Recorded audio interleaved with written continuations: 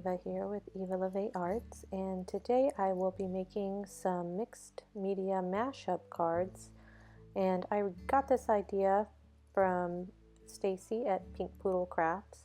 Well, actually I had the idea already, but she has already started the work on it, so I received a file from her with some words that I worked on a little bit, changed the font, and made them fit onto one piece of paper. But I'm going to be using these Project Life cards as my base, and I'm going to stick them on this piece of paper and do some jelly printing to begin with. And I'm just sticking them on with a little bit of that tape runner. And so I'm going to go ahead and put this in speed mode while I do this jelly printing. And I'll talk you through anything I might feel I need to add. So I guess I should explain a little bit more about what the mixed media mashup cards are. And what they are basically prompts that you can use for your art journaling. And it's a good way to be a little spontaneous. Maybe you're having a day where you just don't know where to start. Well, having these cards will give you a place to start. And if you need the file, I have it, or you can also contact Stacy at pinkpoodlecrafts@gmail.com for the file as well, and my email is evalovearts@gmail.com. So I'll have a link to Stacy's video where she actually goes through an example of the mixed media mashup cards, using them and also explaining more about them. So here I'm just putting down some stencils and doing the regular jelly plate stuff that I'm sure you've seen many times before. Just rubbing that in really well and trying to get some images on the backs of these cards. And when I'm done jelly printing, then I'll go back and stick the little word prompts on the other sides of the cards.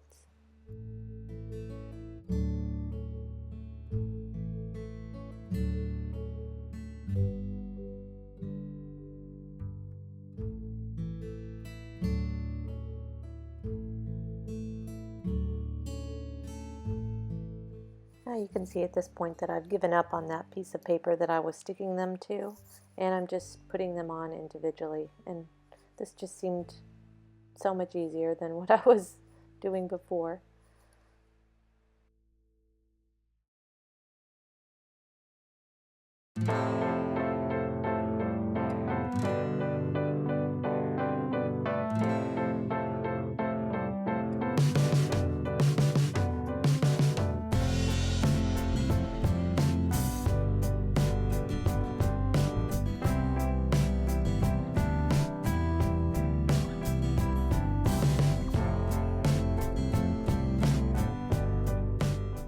I will be going back and adding more layers to these cards once they've had a chance to dry. And here you can see me using the Faber-Castell texture plates, and those give really great designs on the jelly plate. It's a new toy for me that I picked up over at Hobby Lobby or Michael's or one of those, and I like it a lot.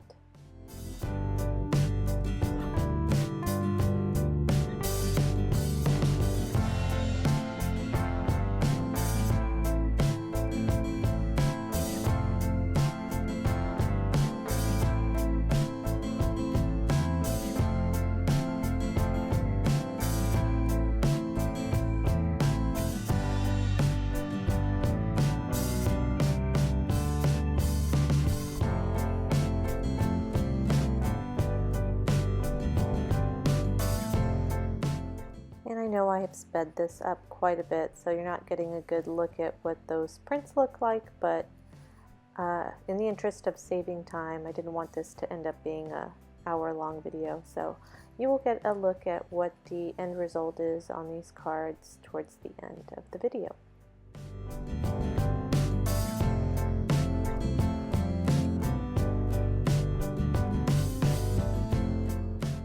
you can see that I'm getting some paint on the backs of some of those cards, and that doesn't bother me one bit. I could go back and cover it up with some patterned paper or something if I want to later, but I can tell you right now that I didn't do that, and it just adds some character to the cards, I think.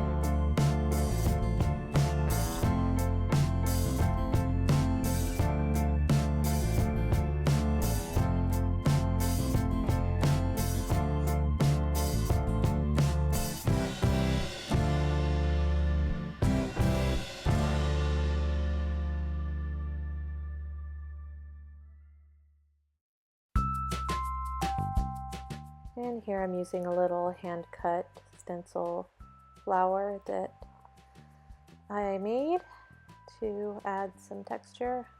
Unfortunately, I don't think that it actually came out on the cards, but you do get a lot of the color anyway.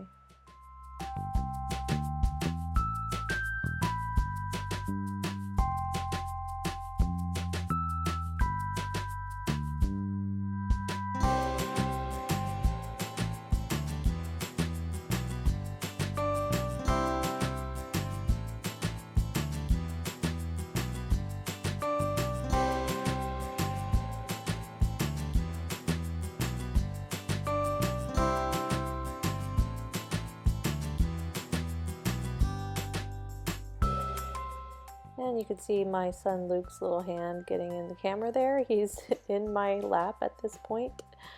And so I'm doing some jelly printed one-handed. I'm very talented that way.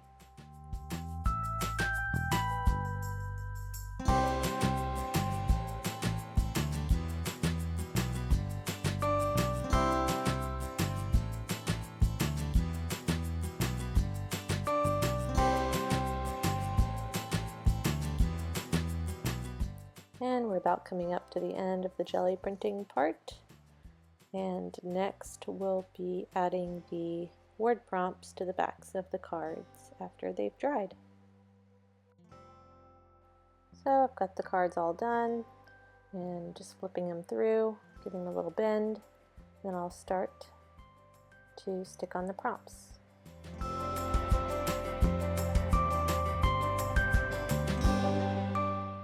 And no, your computer is not glitching.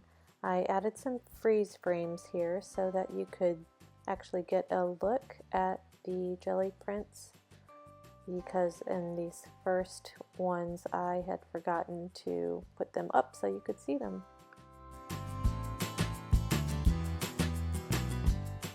So I have cut the words out and I'm sticking them to the backs of the cards at this point. And there are 40 cards total, and they fit on one sheet of paper, so I printed them out on some Avery adhesive sheets and then cut them down with my paper cutter. And at some point here I get the idea of leaving it the other way up while I'm trying to take these stickers off, so that you can actually see the designs a little more.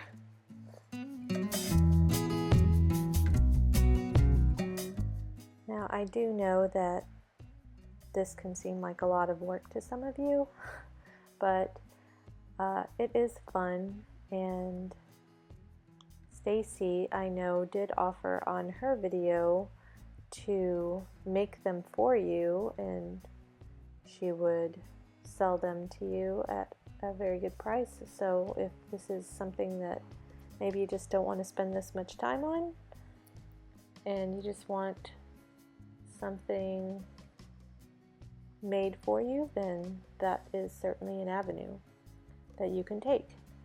And I will probably be adding this to my blog, which I'll put a link to in the description below so that you can just download it there. Okay, no more freeze frames. I've finally figured out that I should leave it right side up so you can have something pretty to look at while I'm fussing with the stickers. This next sticker is going to say free for 2, and there's another one that says free for 1, and what that means is that you can do whatever you want for 1 or 2 minutes, and all of the specialty stickers are explained in Stacy's video and also on the instruction sheet included with the sticker sheet. So I probably won't be using a timer just because I don't work that way. So I probably will just use a free play when I come to those.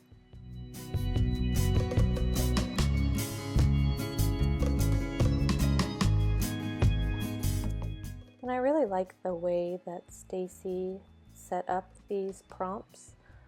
A lot of them are pretty general so that you can interpret them the way you want. I think that leaves it open to your creativity and yet gives you some guidance in case you need it.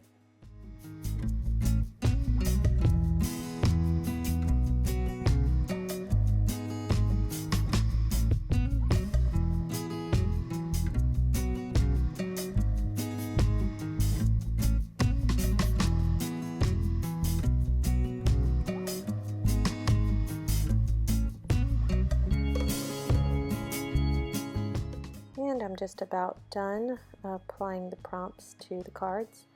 And what I won't show you is that later on I decided to go back and draw some little doodles around the boxes. Although you'll get a quick view of them at the end of the video.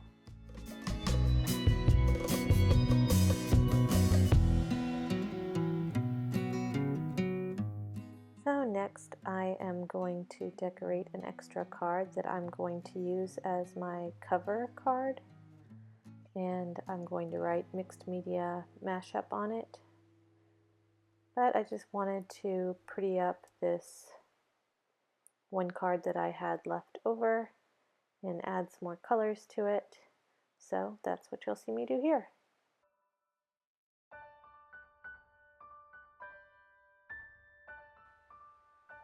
But I don't want to waste this paint, so I'm going to pull out my cleanup book and continue on using that stencil.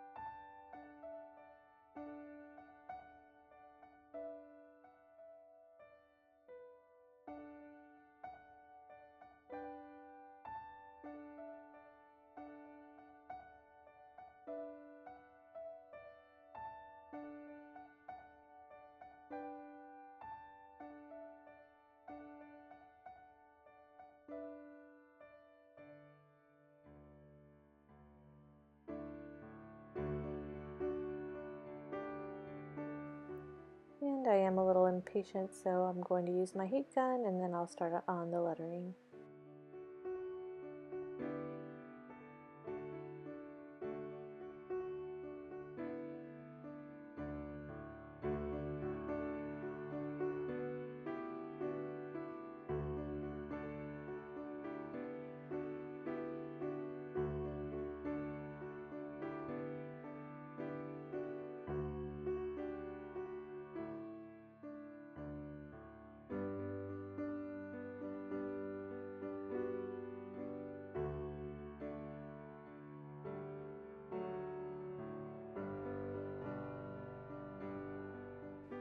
You'll see here that I'm really not happy with my letter S, So I'm just going to take some white paint to cover it up, and then some colored paints, and try to get it to look more like the background before I write my new S.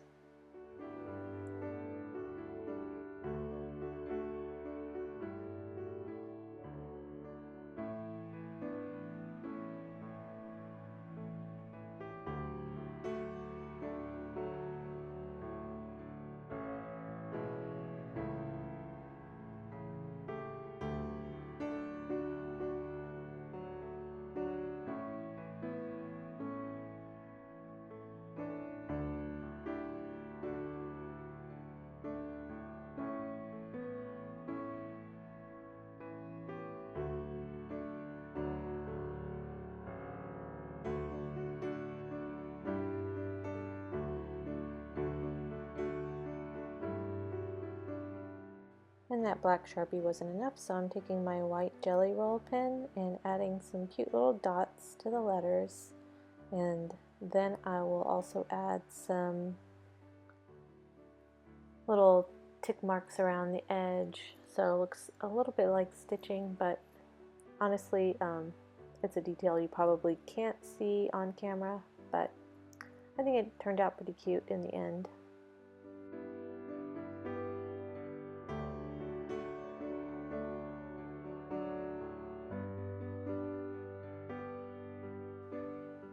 And here you'll see the little box that I made for the cards, and I'm giving you a quick glance at the doodling I did around the boxes as well. And so